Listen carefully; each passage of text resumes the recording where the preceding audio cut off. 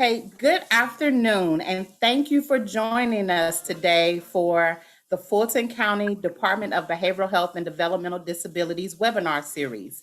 This is the 10th presentation in our series. I am Erica Williams Walker.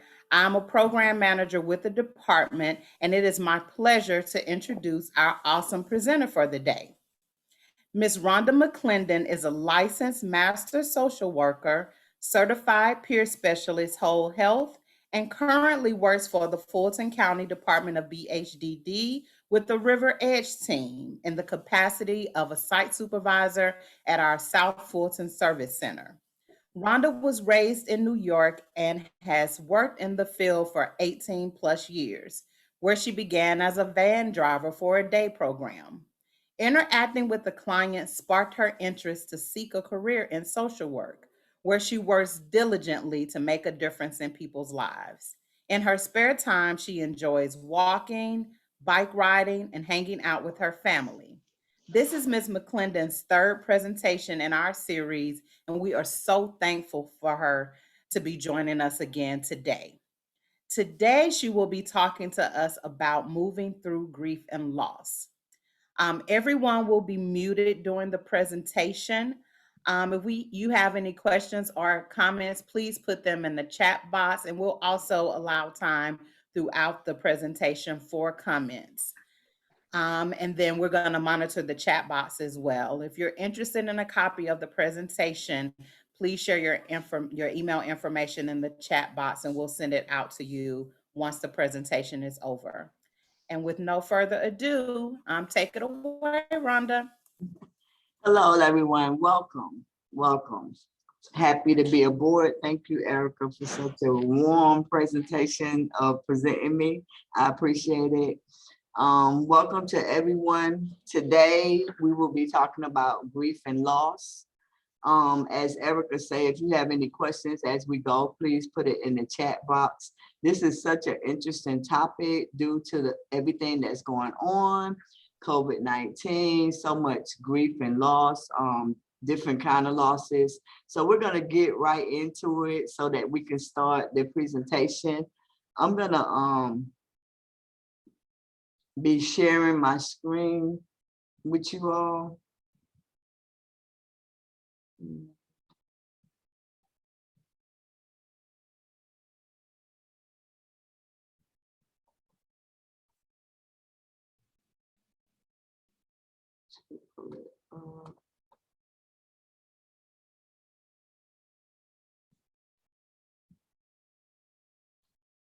All right, can everyone see my screen pretty good?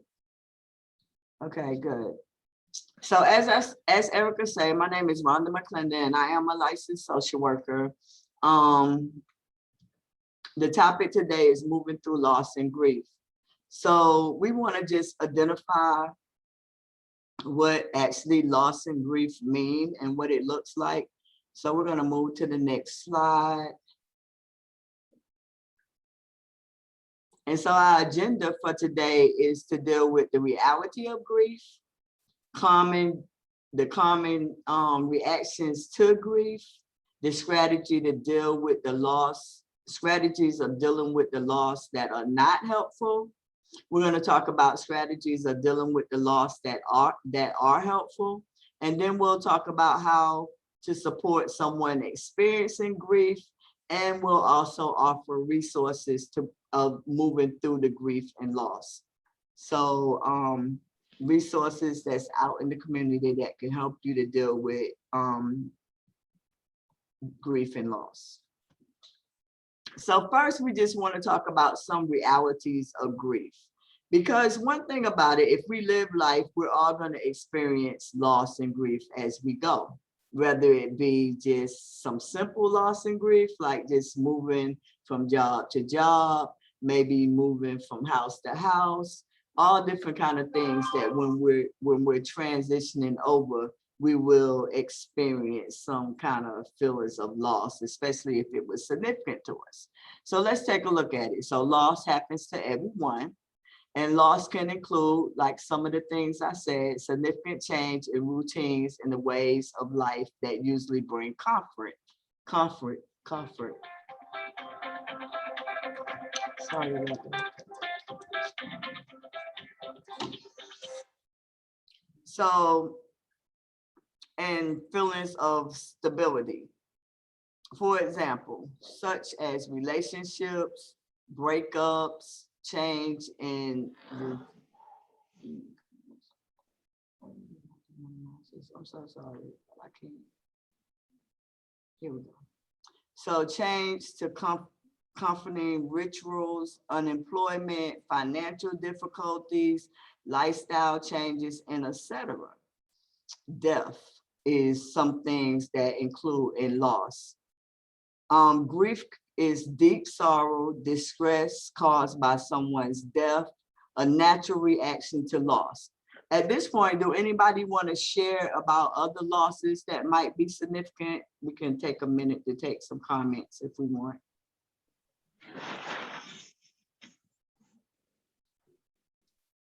Hey, Rhonda, this is Veronica. I'll share during the pandemic, specifically here at our facility, we sadly lost 2 individuals that we serve that have been longtime participants. And that was, and still is, quite a tragedy for our team and those who serve them for such a long time. So I think that's something that our team is actually trying to navigate together during this time. So thank you for this presentation, as it's going to help us to kind of get some tools during this time. And thank you for sharing that, because sometimes we don't even realize how the loss is really affecting us until after the fact.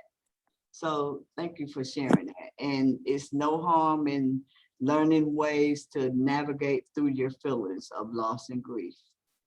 We have some people in the chat, Rhonda. Someone said loss of job during COVID. Another person, same person, said fellow coworkers lost family members due to COVID. Yes.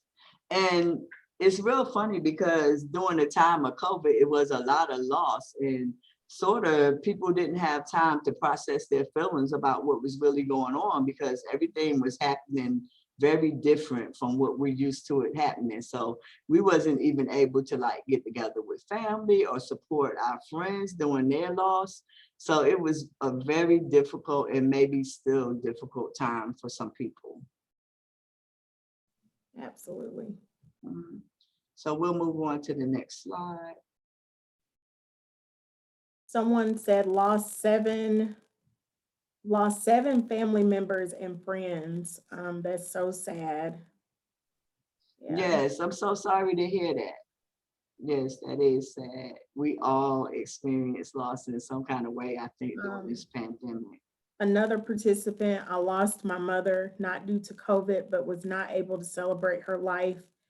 Has been very hard. I'm so sorry. I can actually identify with that as well. I lost an uncle, and we still have not been able to have a funeral service for him because of the laws in Kentucky. So I really sympathize with you. I'm so sorry.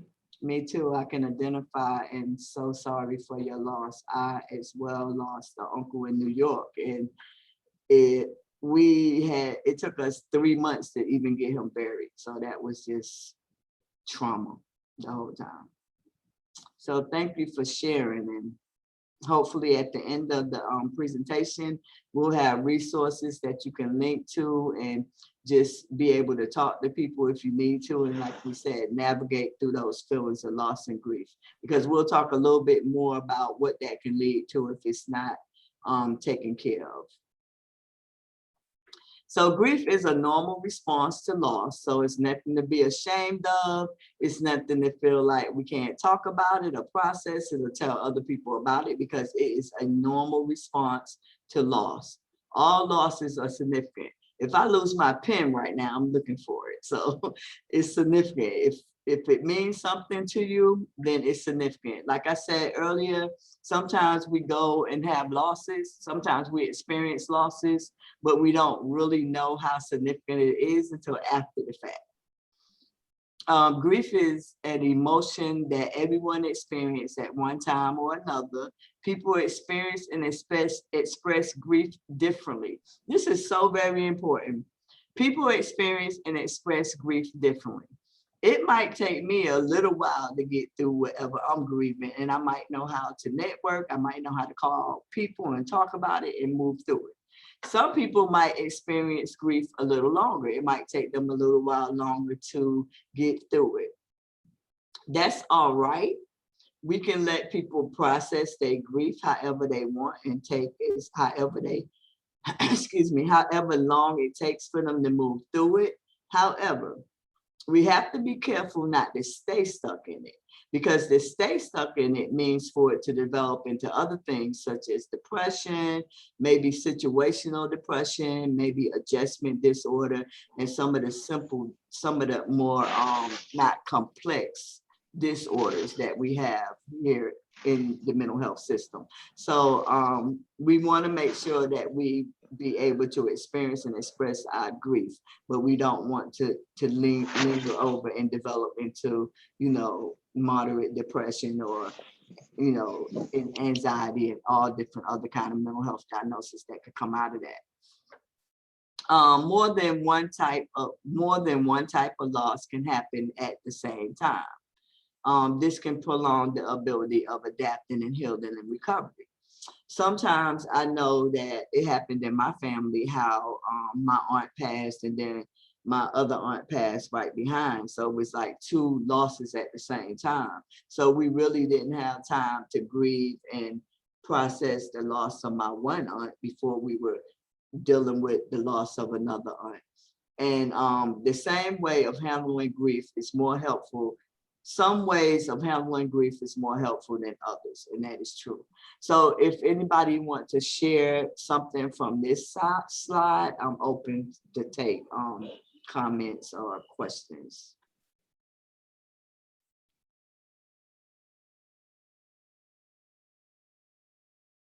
Okay, thank you. We can move on to the next slide. So these were the realities of grief. Now we're going to talk about some common reactions to grief.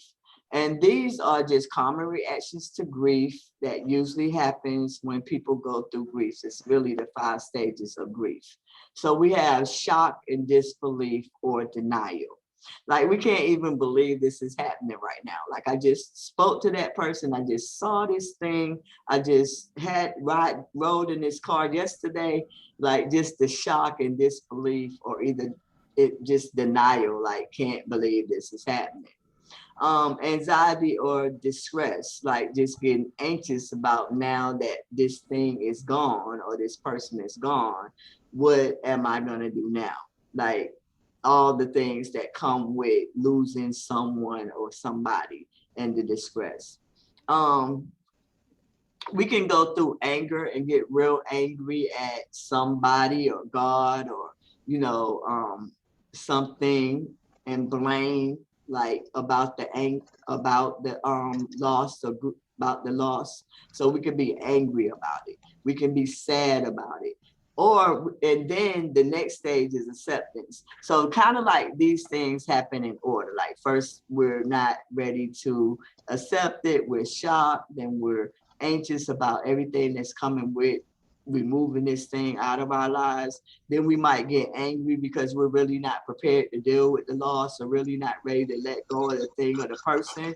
And then we can get real sad. This is when the depression comes in. This is a normal stage of grief. However, like I said, we can visit, but we can't live there. So we get to the stage of the sadness, and here's where we have to pull and get other people or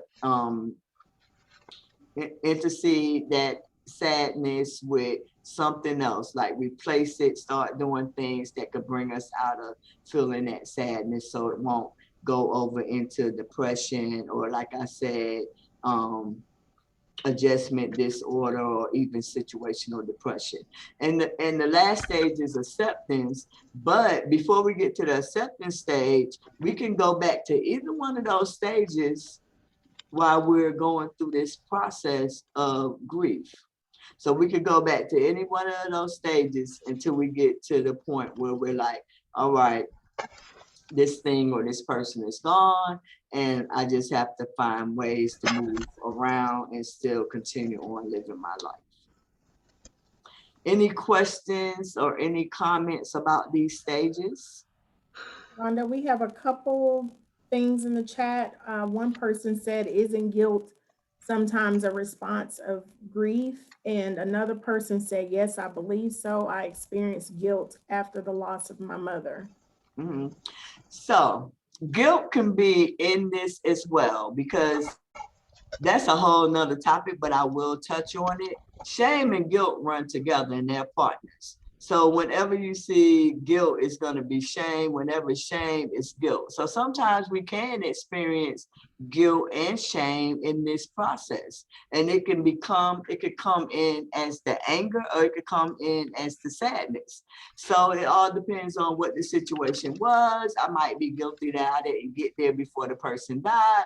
I might be guilty that, I didn't do something that the person was asking me. That's all in the process of accepting, like, all right, I was powerless over that death, or I was powerless over that loss. Like, it's nothing I can do about it. So yes, that's true. Thank you for that. I can attest to this as well. Last month, I lost two aunts within 2 weeks of each other. Both had cancer, but one, we kind of were with her in her journey of being ill from last September up until last month. So we kind of knew where she was going and what was happening. The other aunt, her husband kept her illness a secret. And so we really only had I think I was able to spend the day that she passed. I spent that day with her. And I went through kind of all of these feelings of being upset and not understanding. But eventually that acceptance came of what was happening. But I still have my moments now, like you said, revisiting any one of these stages. Because it's just a lot, to compile and process the loss of so many people in the last year. So I definitely can attest to all of these phases. And the significance of the loss is very important. Like, when I lost my mom, opposed to when I lost other people or things, it's the significance of the loss is how you'll move through it and how you'll revisit it. And we'll talk a little bit more about that towards the end, because right now, yes, it'll be times when it'll crop back up, like, hey, I lost my mom. I'm the only child. But however, at this point it's been 8 years, I can actually grab the good things that she taught me. I can laugh about it. And, that's getting to the acceptance stage and getting to the point where, all right, I got to do the best life I can. And she's not here, but she is here. Like, I accept that she's not here physically, but she's with me spiritually. And that's moving into the acceptance. Okay, we're going to move to the next slide if everybody's good. Rhonda, one question back to the acceptance piece. Is there a timeline for acceptance? And so, as I talked about, we want people to heal and to go through their grief the way they grieve. Like, nobody has the right to say, oh, you should be over that by now, or you shouldn't, you should do this, or you should do this to get over it. Everybody grieve and deal with loss in different ways. It has a lot to do with different skills that you had before you experienced the loss, or maybe how much loss you experienced. Everybody is different. It's no timeline. That's the answer to that question.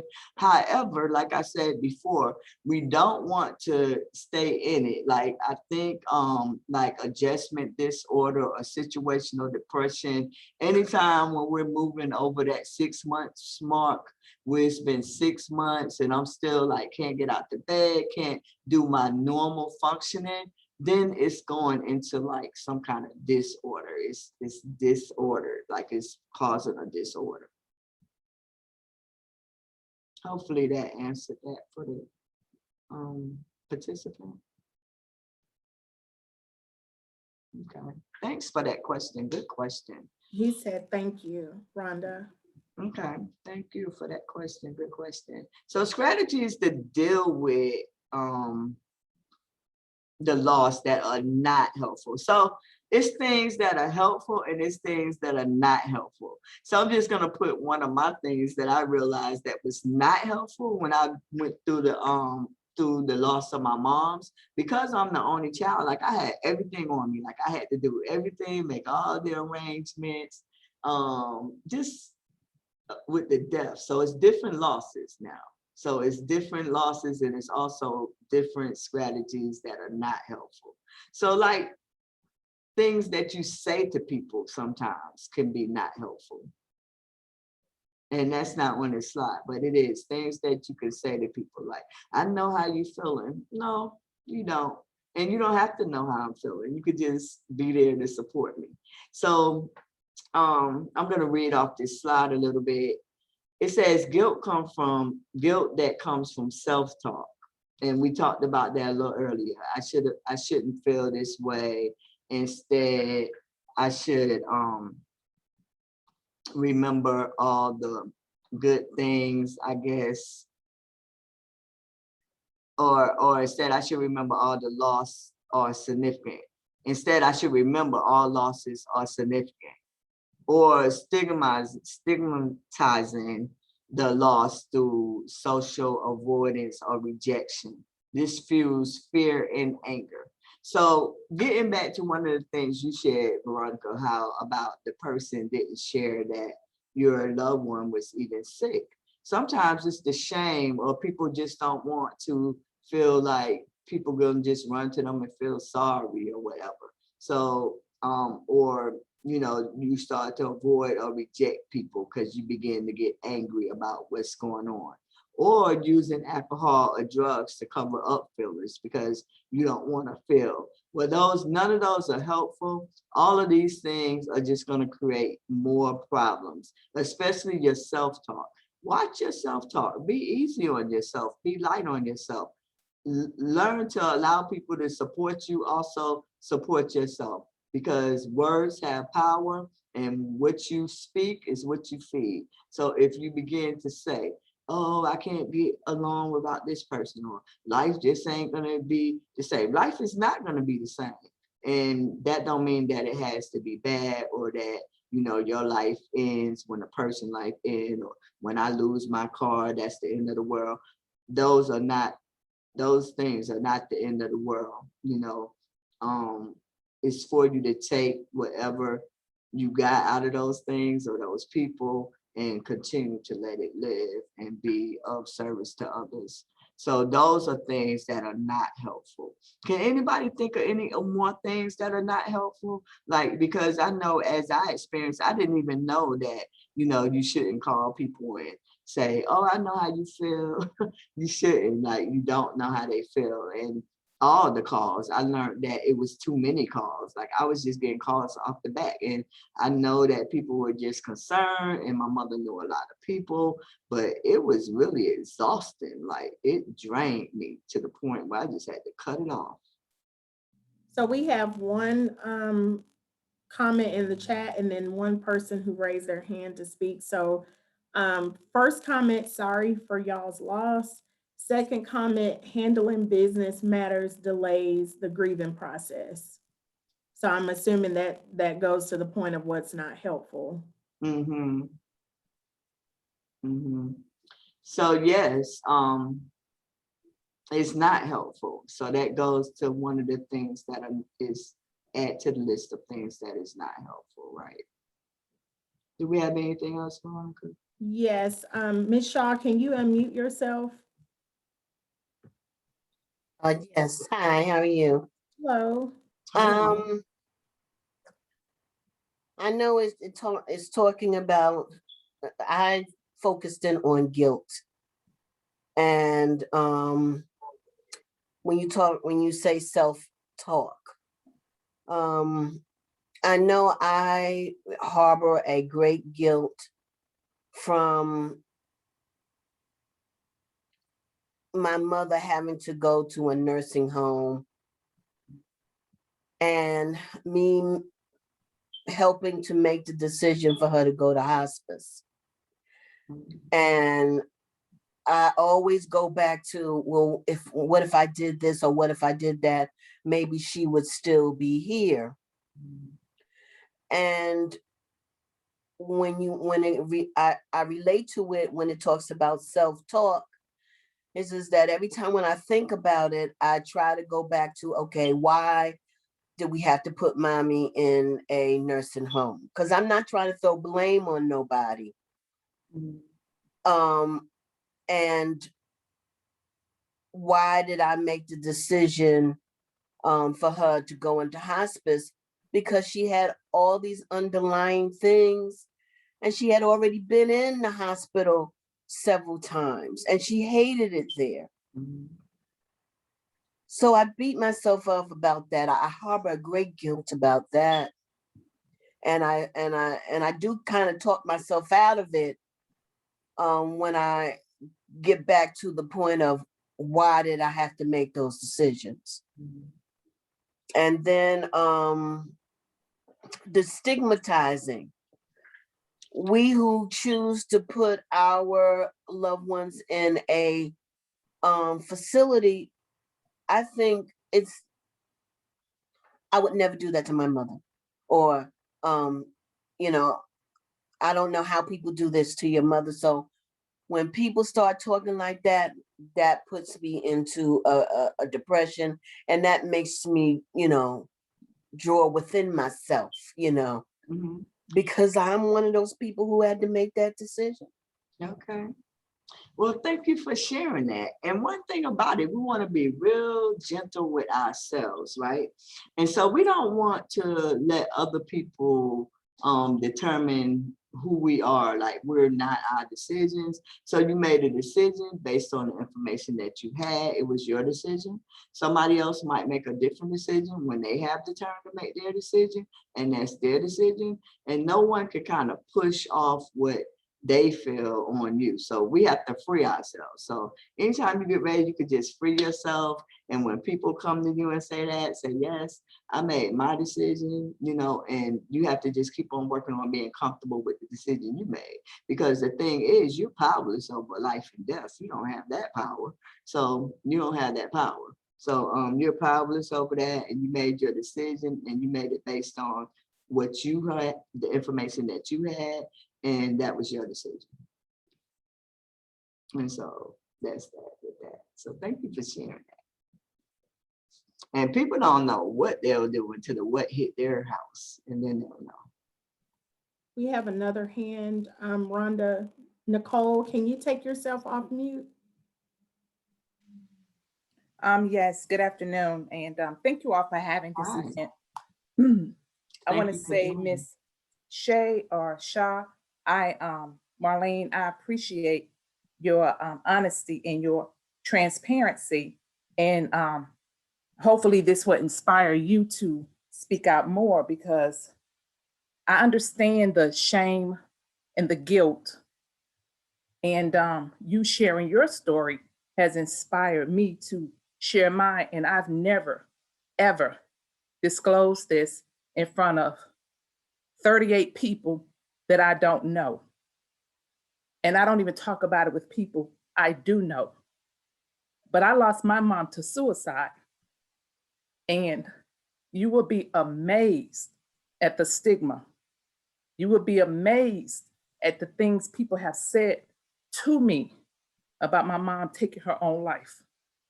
My mom was bipolar, and she was an amazing mom and a teacher for over 30 years and an educator. Well, she was just an amazing, beautiful person. And for her to take her life was devastating. And people have said in our community, I never would have thought your mom would do that. Black people, we may be homicidal, but we're not suicidal.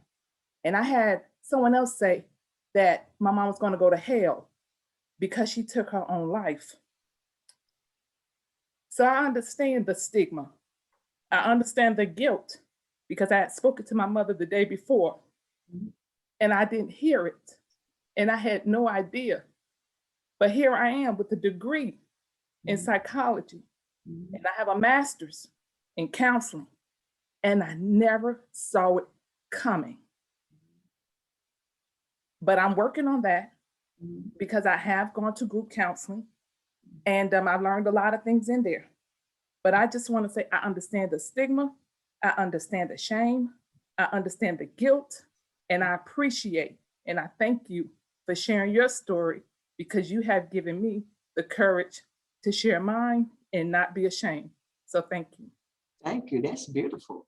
Wow, thank you so much for your honesty and transparency. I know that's very, very difficult to do, and I just pray for your continued healing, and that you're able to process and navigate and maybe even help someone else who's going through something similar.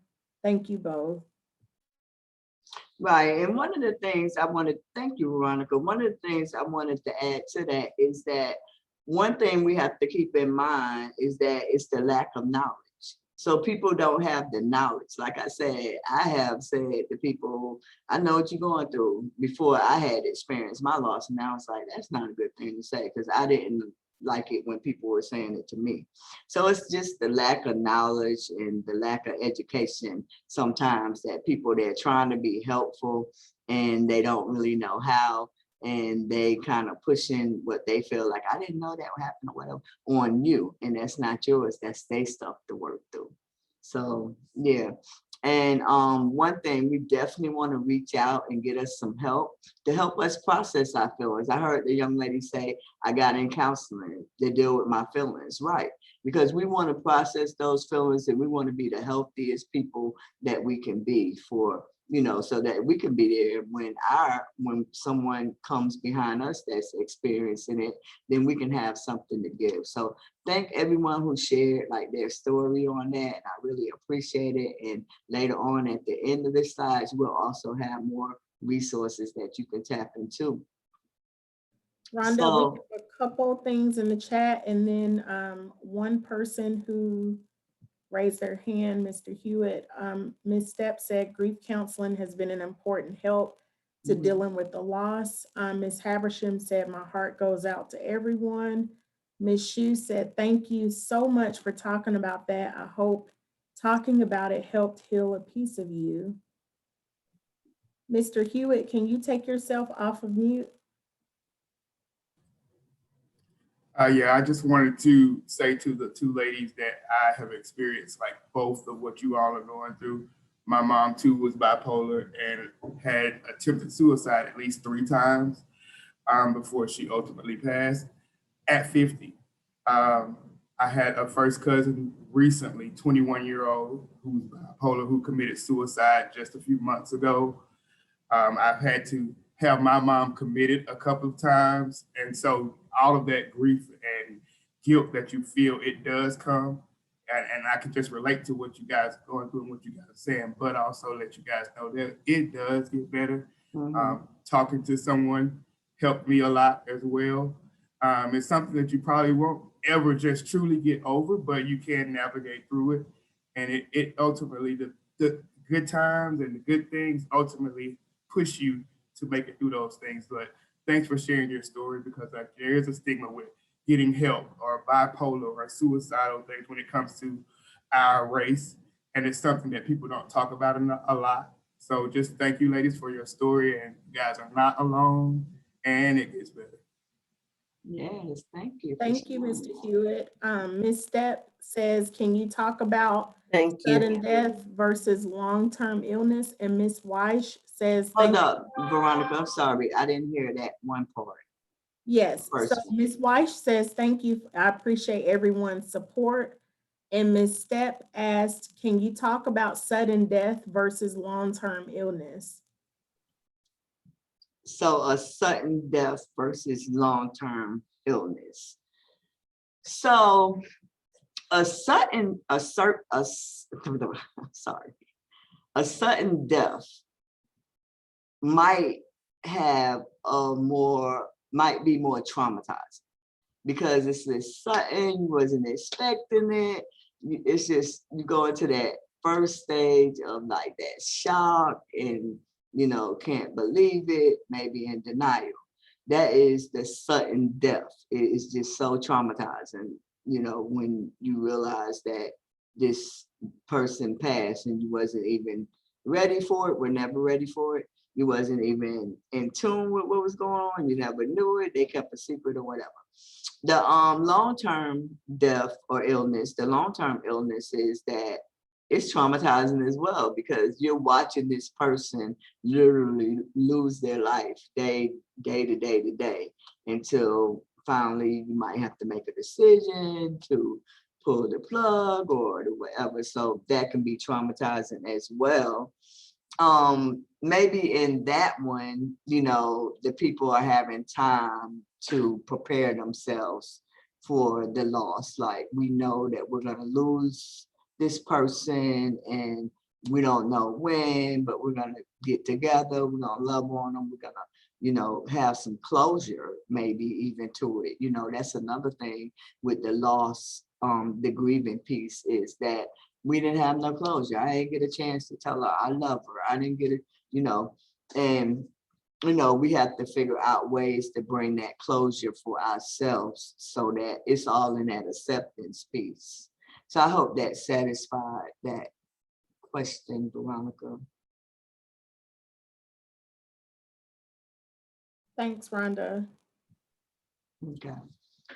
So now we're going to move to strategies to dealing with losses that are helpful, even during COVID-19, because we know that this is a real difficult and funny time for us, times that we have not dealt with. So we definitely had to be creative and just learn how to navigate through without other people so much. So it's been challenging. So knowing and sharing facts about the loss. So like just knowing what happened, being satisfied with the story. Sometimes people be unsettled with what happened, and so it's unsettling and it prolongs the process of the healing, the moving through the grief and loss.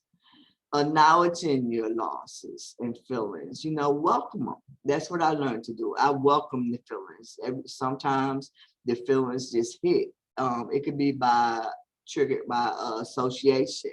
It might be something that I'm doing, and I'm saying, you're doing it just like your mom. But it just, and I acknowledge it and I welcome it. And if it's a good feeling, I welcome it. If it's tears, I welcome it. I feel it. This too shall pass.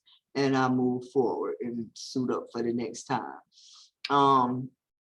If you are worried about future losses, be intentional to focus on the present, because you shouldn't worry about future losses. That's only going to create anxiety, and that's only going to create unease feelings. So we really don't want to get into that. So that's why I say be intentional to focus on the present. Stay in the here and now. Live your life, enjoy your life, learn to accept life one day at a time, because you only get one.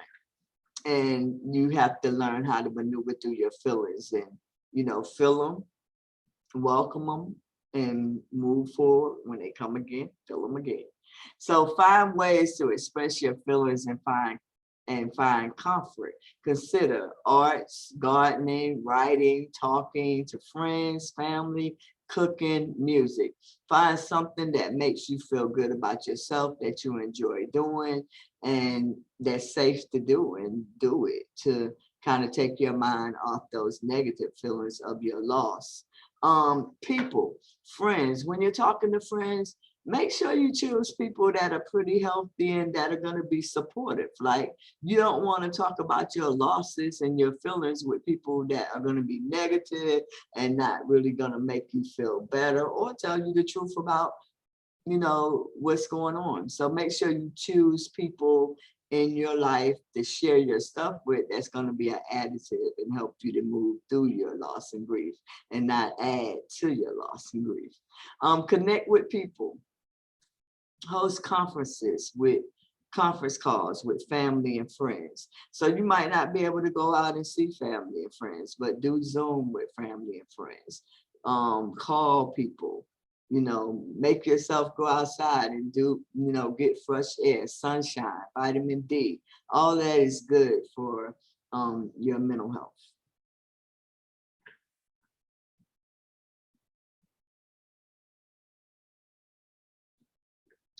Some more strategies that can be helpful is asking for help from others. Don't be afraid to ask for help. Seek out grief counseling or mental health services, support groups, hotlines, especially those that can be offered over the phone or online. It's some little meetings starting back up to meet in person with fewer people. If you feel comfortable doing that, go join emotional anonymous groups, anything that can support you and help you move through your emotions and feelings in a positive and healthy way. That's what we're seeking. So seek spiritual support from faith-based organizations, your religion leaders, people that you trust to tell you the truth if you have that in your life. Seek support from other trusted communities, leaders or families.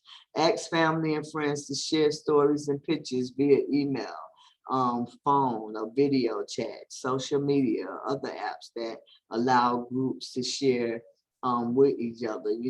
My family, we have a Facebook app with just our family. We call it, it's named after our grandmother. So, it's a lot of pictures in there, the family, and, it's really nice to go there sometimes and just, hang out with those pictures and just family post.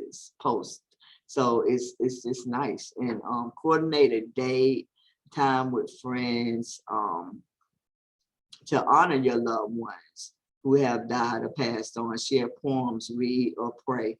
And with that, like I know on my mom's birthday or certain times, we get together, send off balloons.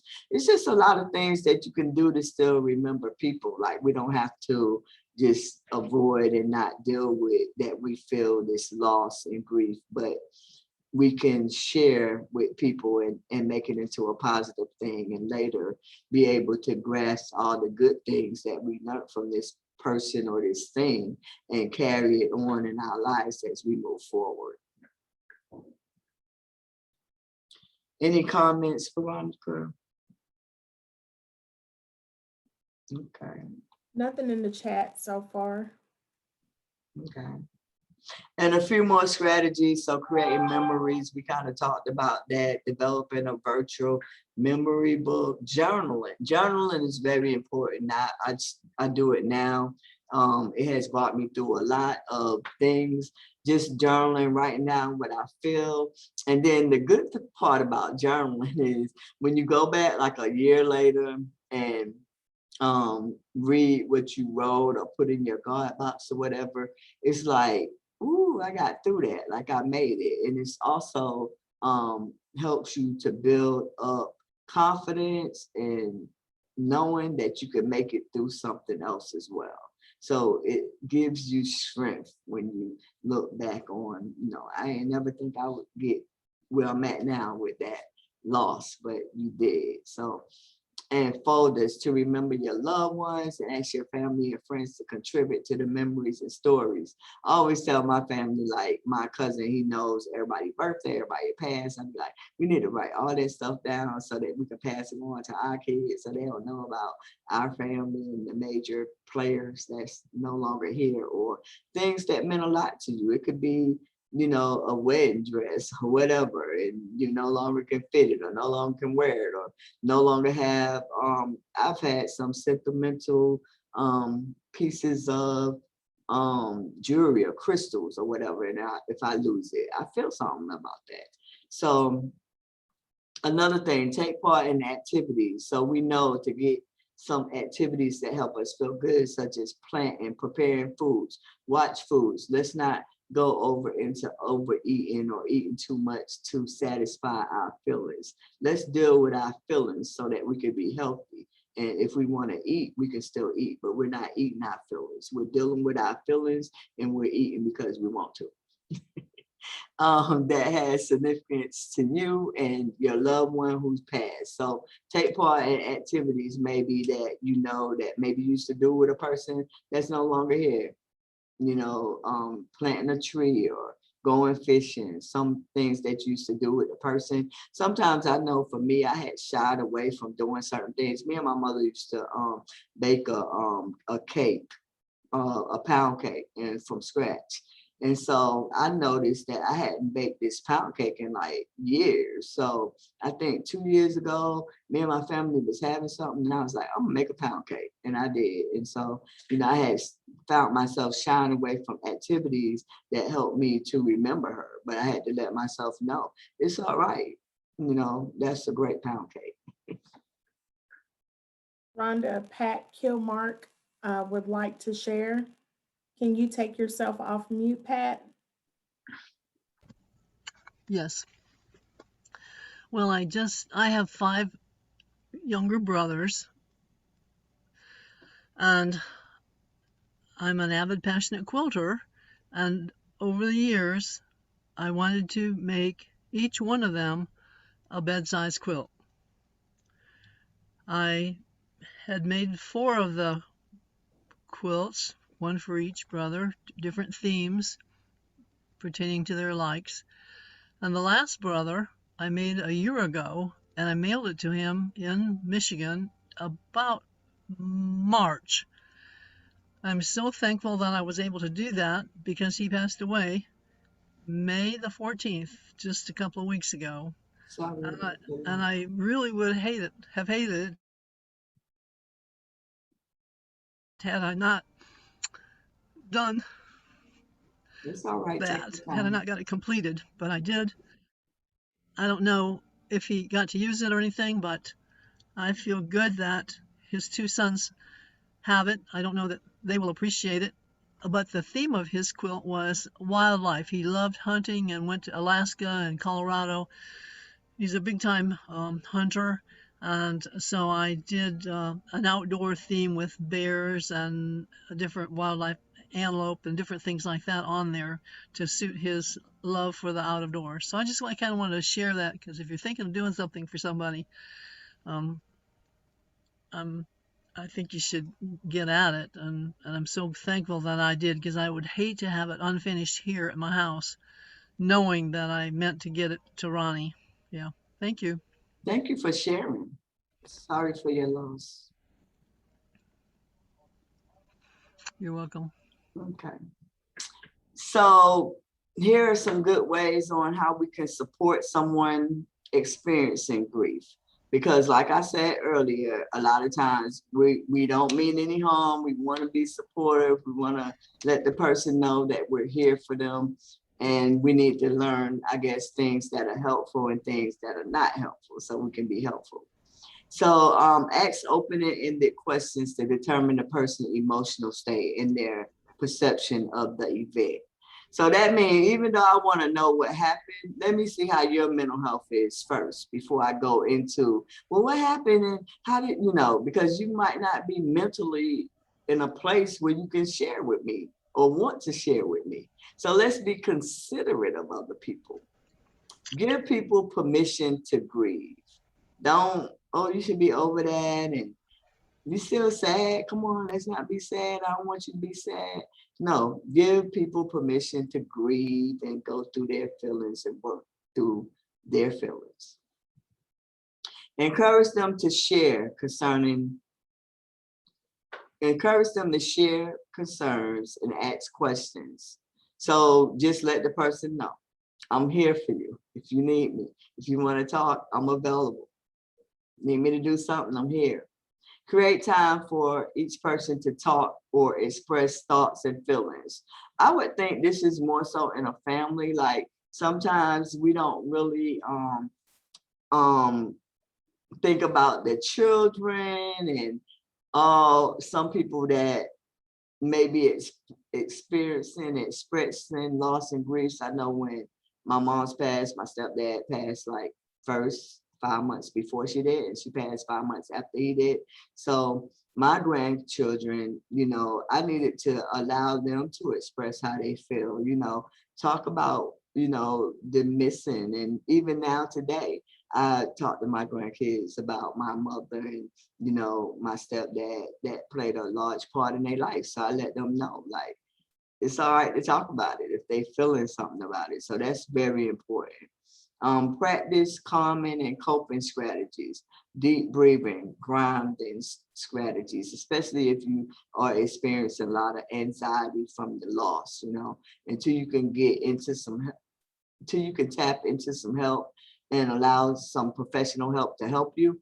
Go ahead and start practicing some calming and coping strategies, you know, deep breathing, grounding yourself, you know, telling yourself, you know, to stay in your present. Take care of yourself and model coping strategies. Maintain routines as much as possible. So continue to, you know, go back to work as soon as you can.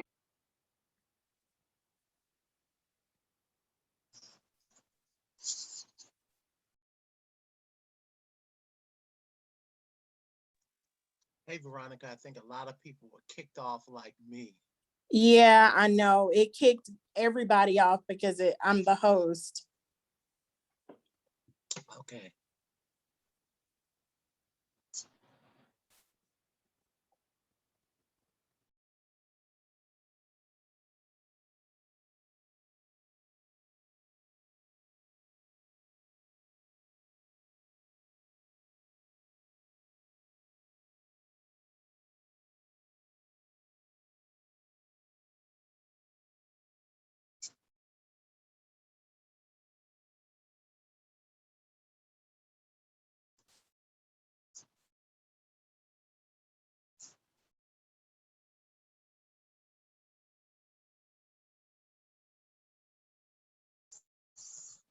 I'm gonna try to call Rhonda right quick. Thank you, Erica. No problem.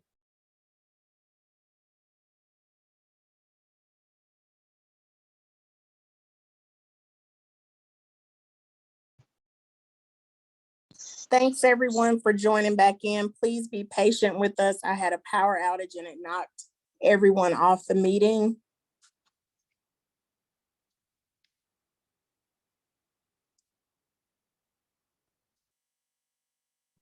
Rhonda, back. Yeah, I'm back. I'm not really sure. So sorry about that, Rhonda. Okay, it's all good. Let me I'm not sharing my screen, am I? No, you can share your screen again. Okay, let me get back to where I need to be and then I will. Sorry you guys for That was my error or the power error in this area. okay, it went out. What area is that? Our facility is off Langhorne Street. I think it was just like a blink and it came right back on, but it Oh threw my everything goodness. off. Wow. Without any warning. No. That was kind of shock. I didn't know what was going on. Okay, let me share my screen.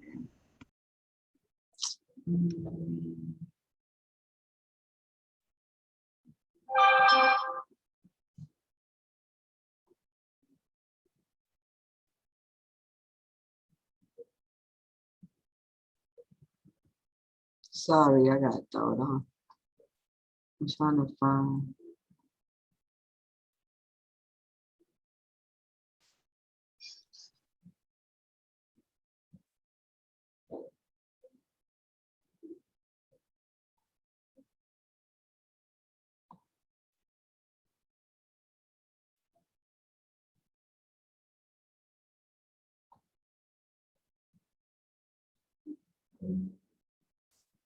Sorry about that, y'all. I'm trying to find my slide again.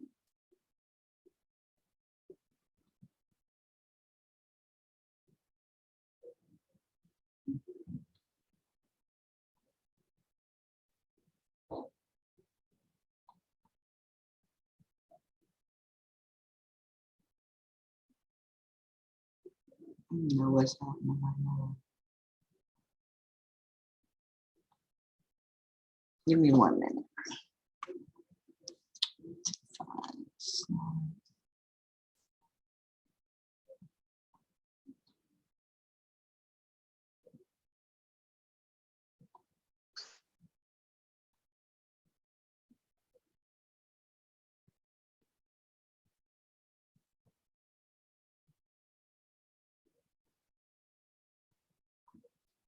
Okay, let's see, can I get it now?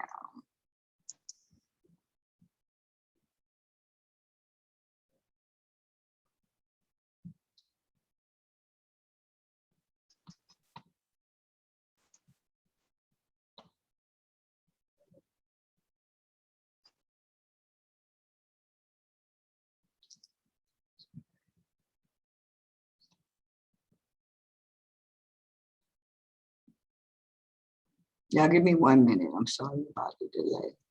Hey, Veronica, while we're waiting, do you want to go ahead and tell them about our upcoming webinar?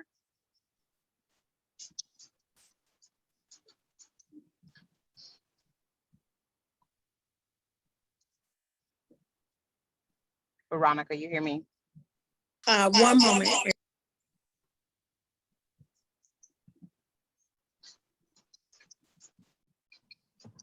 Okay, everyone, so we will have our next webinar series on June 10th. And it will be titled Post-Secondary IDD Educational Opportunities. So we would like to encourage you all to come out and participate in the next installment of our webinar series.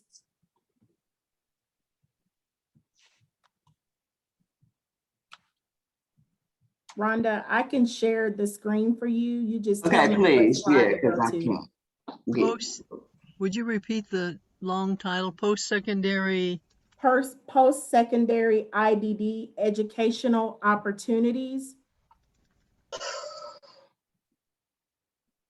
What's IDD stand for? Intellectual Developmental Disabilities. Hmm. I think we're at slide like, if we can go to the one that's talking about dealing with one more. One more.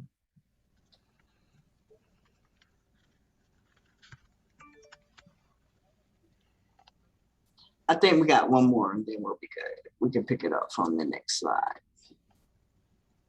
Okay, so we'll jump in right here, just creating memories and doing things or activities maybe that you and your significant other that passed away used to do. And those are very helpful ways of moving through your loss and grief. Okay, Veronica, we can click one.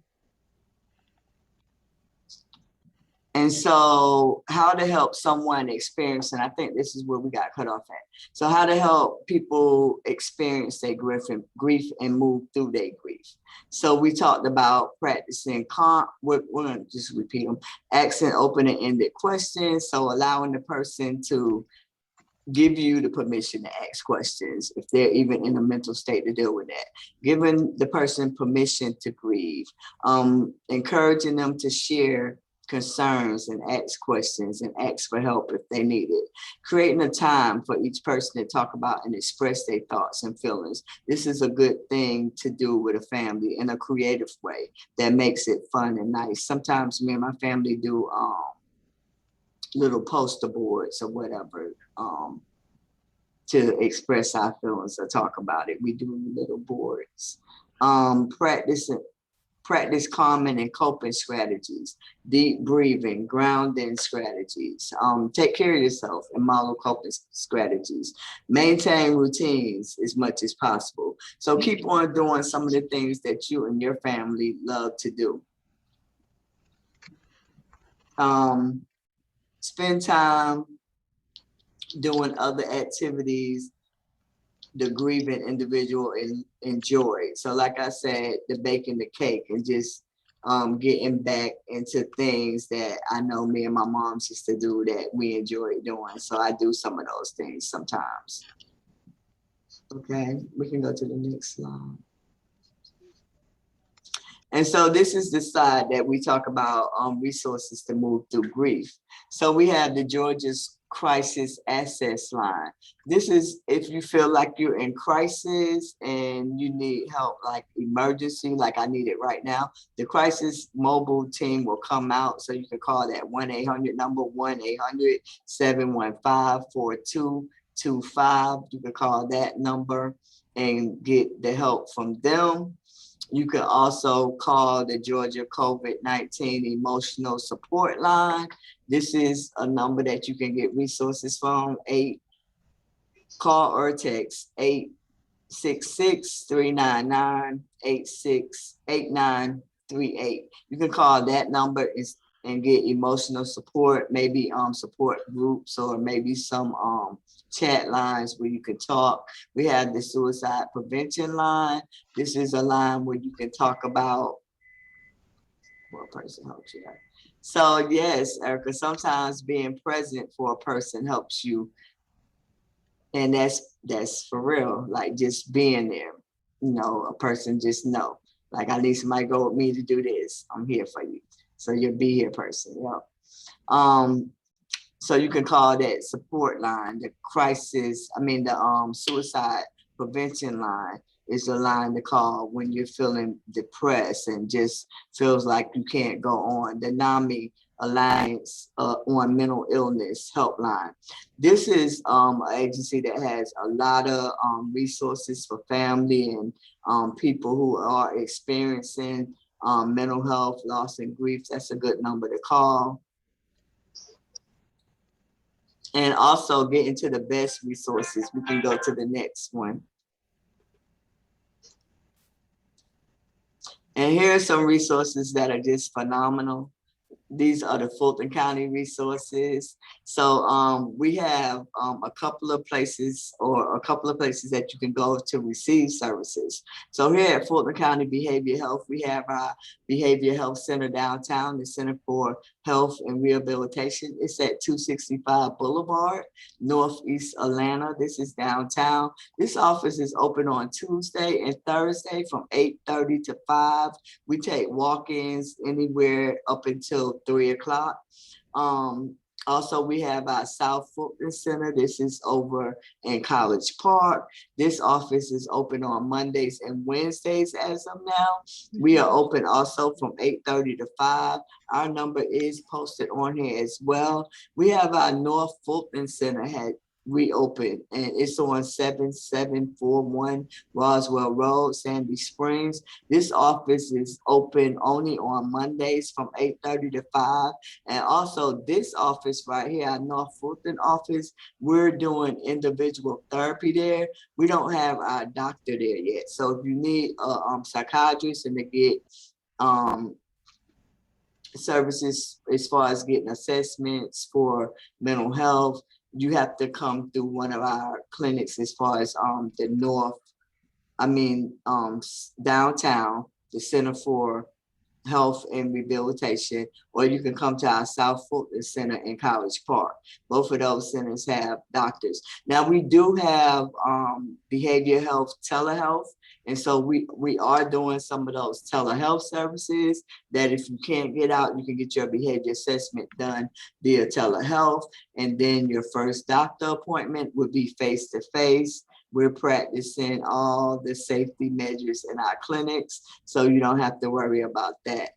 Some of our core outpatient services are the psychiatrist evaluation, a behavioral health assessment. You can get case management and skill building. Those go together. Those are case management services, and also like an individual skill building, individual service that go together. We have our nurses evaluation. We have med management, but no fear if people don't want to take medicine. We have the services where you come in, you see our psychiatrists and our nursing services once a year, and you can take advantage of any of our other services as far as our individual counseling, our group counseling, our peer services, our substance abuse services. We have diagnostic assessments and crisis intervention. So those are all the services that we're offering at our center down at Boulevard and our South Fulton Center.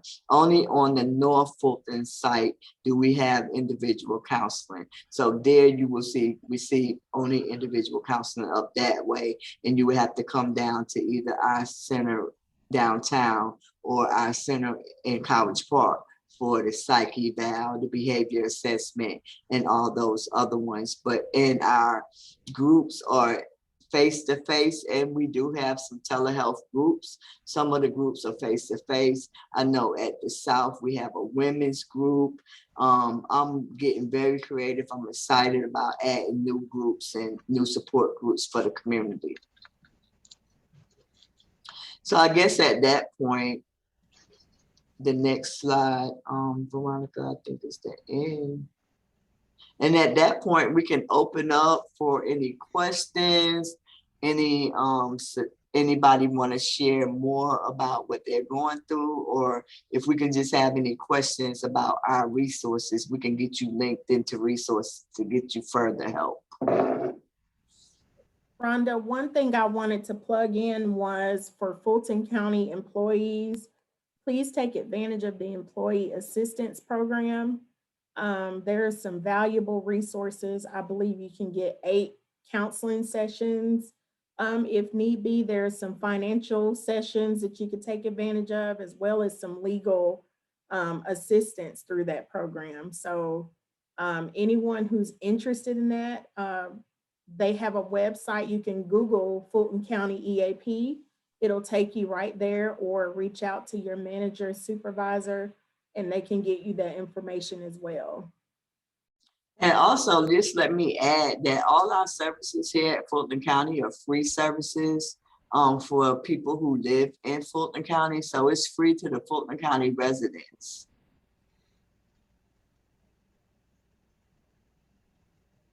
Anybody have any other questions?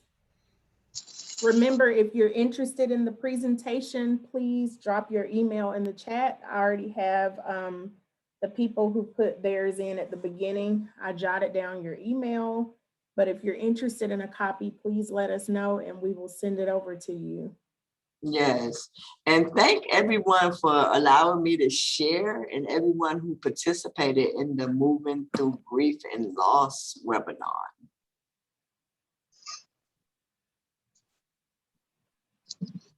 Anybody else?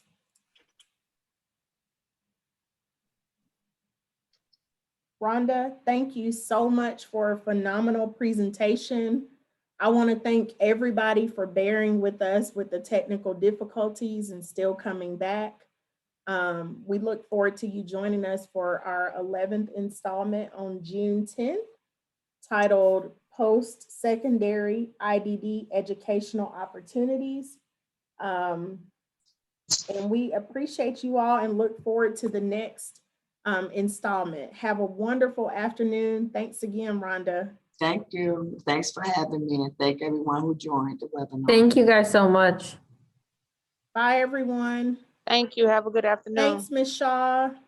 Thank you, everyone. Thank Thank you, Alexis. Thank you so much. Great job, ladies. Thank you. Have a wonderful day. Thank you. Bye-bye. You Yeah. too. Thank you. Have a great day. Thank you. Thanks, guys. Have a good one. Thank you. Thank you.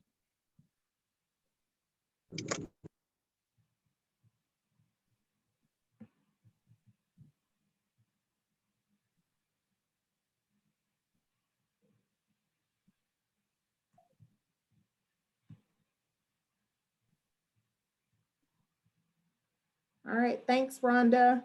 Okay. Look forward to doing it again. All right. Thank you. That one was good. That was a good one, right? It was wonderful. That's Very my good. thing, that loss and grief. Yeah, I'm telling you, it was so, you can tell a lot of people really connected to this one. Mm-hmm. Yeah. We probably thank should you. do it again. I absolutely 100% agree. Mm-hmm. All right. See y'all later. Take care. Bye, Rhonda. Bye-bye. Have a good weekend. You too. Bye-bye.